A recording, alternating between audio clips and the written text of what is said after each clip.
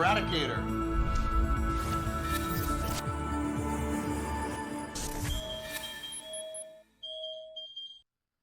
Hey guys, welcome to the channel. It's Erad, and so here we go. We've got the first sale of the year. It's called In Case You Missed It, and it's basically a review of all the ships and vehicles that were sold last year in 2023 that we now can grab, and I believe for a pretty nice insurance as well. 120 months, that's basically 10 years. And that's 10 years after the game is released. We've heard some rumors it might be for 2025. I don't know about that. I guess we'll see. So let's say, for example, the game releases in 2025, then that insurance will go all the way until 2035. So that's pretty nice. That's pretty nice. So we're going to review here all of those ships, what they do, and if you should get them or not, right? So here we go. This is going to be a sale that's going to go all the way until January 29. So let's have a look here. First, the A1 Spirit. Really like this ship here, the A1 Spirit. It's like a mini pocket bomber. A little bit, definitely more precision bomber than the A2, which is, the massive nuclear strike bomber that destroys everybody at Jump Town. This one here is just to destroy some selected ground vehicles or groups of units if you know how to use it. $200 is an interesting ship. It also can dogfight pretty nicely as well. I would recommend. The Arastra here, massive industrial ship from RSI with some size 3 mining lasers. If you're into the mining type of gameplay, you definitely want to have this one. It's got some really good cargo capabilities as well that you can use. With especially, you have some external pods. You have internal cargo, external cargo as well. So you're going to be able to carry a lot with the Arastra. On top of that, it's got its own refinery too. So you are going to be able to mine and refine and sell at the same time, except it's just like you're not going to be able to put everything in the cargo hold. So it's going to be more like teamwork where people take the containers and put them then on the hull of the ship so that then it can be transported to be sold somewhere else. So interesting type of vehicle here, mostly for group gameplay, but also will be able to be used for solo players. The C1 Spirit, which is the cargo variant of the Crusader series. I love this ship, very versatile. You can do cargo, but you can also do some combat. You can bed log out inside as well. It's pretty fast in atmosphere as well. Of course, it's got the Crusader aerodynamics, so highly recommend. And I'm probably going to be giving away this one in February, so be on the lookout for this giveaway coming up on the channel. The Cutter Rambler, which I'm giving away on X right now on Gleam. So you have the link in the description down below if you want to be in for a chance to win this Cutter Rambler with LTI. I haven't had a chance to try it yet. It's just maybe a long range version of the Cutter that already exists. Lots of people love the Cutter. People say that it's decent at flying. I guess we'll see when I do a full test of it. At least right now, it should still have. Does it still have the LTI? Maybe not. I guess we'll see. The Cutter Scout here is the same ship, but with it's just another variant with more scanners here. So this will allow you to have a better look at the environment that's around you. Maybe you are looking for some cargo boxes that you would not see with other ship, or some resources. That's the ship that you're looking for. The F8 Lightning, apparently. The gold tickets are back, at least that's what I read on Spectrum. $300, that is an expensive ship, but it's the meta right now. You want to have a ship that can really do some serious damage in the game, especially versus the environment, versus NPCs, but also versus players. That's the ship that you are looking for right now. The replacement of the S7 series, of course. This was supposed to be a reward for playing Squadron 42. Unfortunately, I would say CIG did not keep their promise, and now it's available for everybody to buy. And it was maybe the biggest sell last year, and I have no doubt that people are going to be buying this one once again. No upgrades, boo, says Axis. Yes, well, that's what it is. That's what it is. After that, we got the Fury. Fury, nice little snub fighter here. You're going to need a mothership for this one.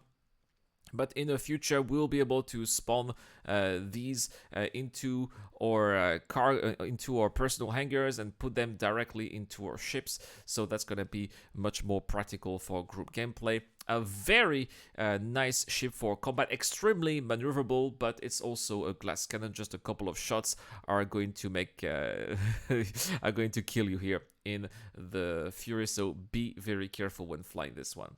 The Fury LX is the racing variant here. So this one, you're not going to be fighting with this one. This is more for racing. And as I said, extremely maneuverable.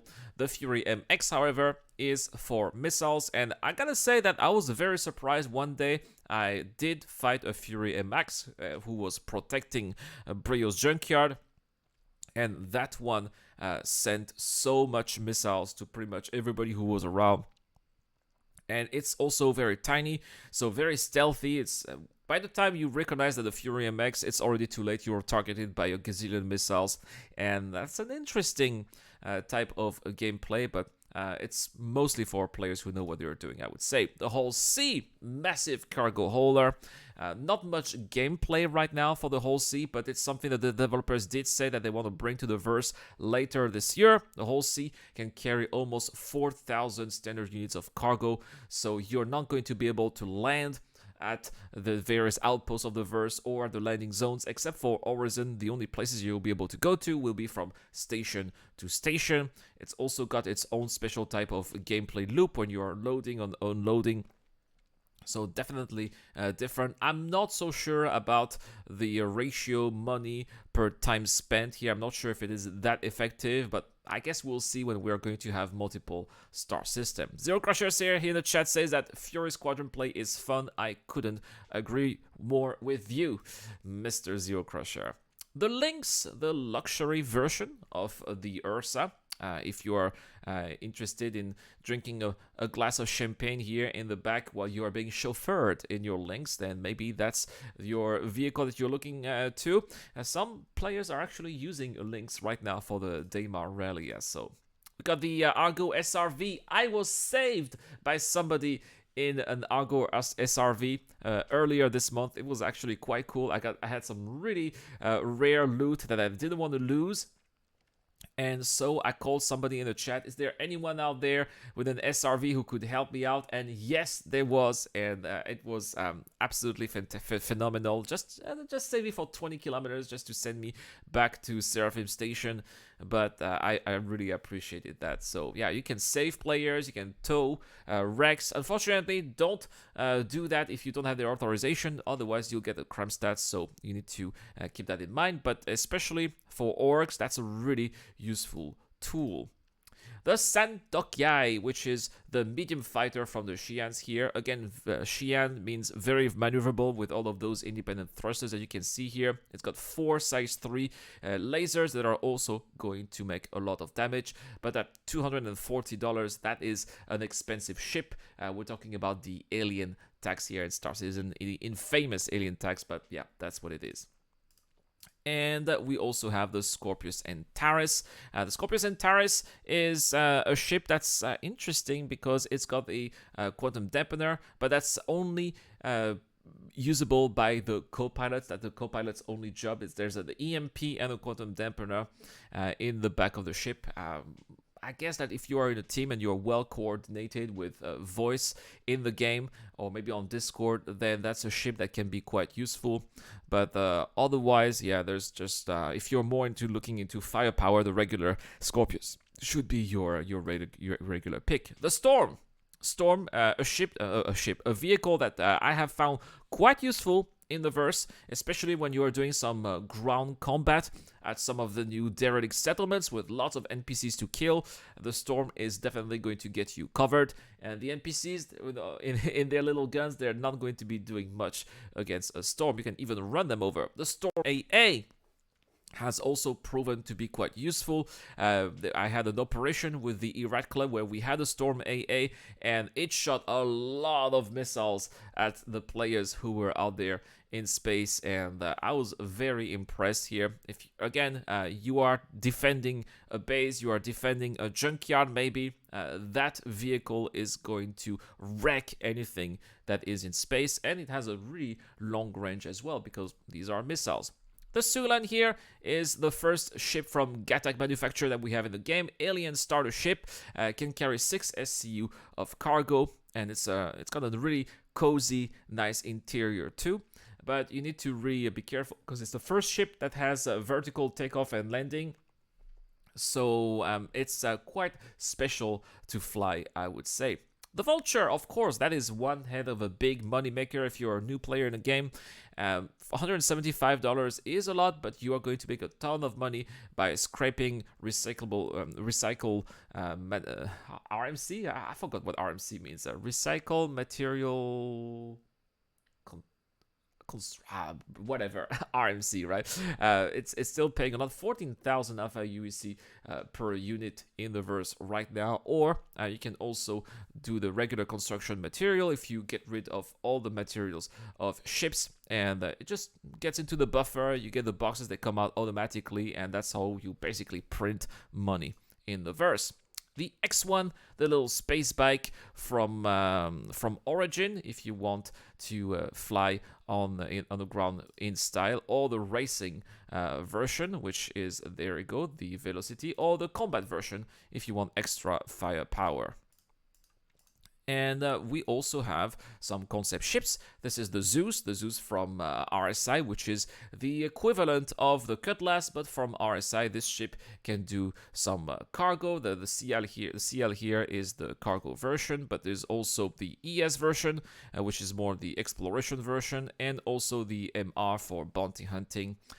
Very nice, sleek aero dynamic design from RSI, looking definitely like RSI. Same size as Cutlass-ish, or the Spirits as well from Crusader. So we had quite a few ships here in that category coming up to the verse. This one is going to be under construction. We should have it next year available for us. And that's basically it. These were all the ships that were made or sold last year in the verse. Let me know in the comment section down below, guys. Do you have any favorite? Is there one ship in particular that you think about picking up? I think, as I said, I'm probably going to be picking up here a C1, which I will be giving away in February. Yeah. Feel free to check out also the giveaway that I have this month here, the Rambler, and the link down there for Gleam, and as well as something for my VIPs. It's a Centurion that you can also get. This is going to be on Discord for the Patreon and YouTube members. Thank you so much to everybody who support the channel on Patreon and via the YouTube membership program. A big shout out to Dr. Forbid, Zero Crusher, Deplorable Fidel, and Ducky to Ducker. I have been around, and I'll see you guys in the next one.